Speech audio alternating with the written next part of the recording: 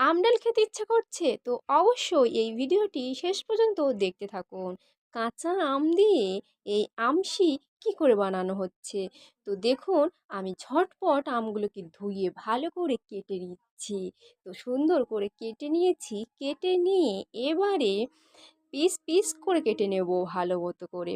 তো দেখুন পুরো ভিডিওটা দেখতে থাকুন। আর এভাবে কিন্তু সারা বছরের জন্য সংগ্রহ করে রাখতে পারবেন।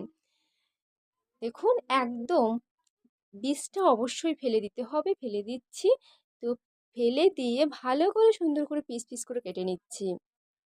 অবশ্যই কিন্তু এই ভিডিওটি যদি ভালো লেগে থাকে তাহলে অবশ্যই শেয়ার করবেন।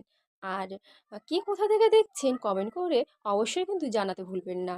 ভালো লাগলে অবশ্যই লাইক কমেন্ট অ্যান্ড শেয়ার করবে। তো চলুন পুরো ভিডিওটা শেষ পর্যন্ত দেখতে থাকুন। অসময়ে যখন আম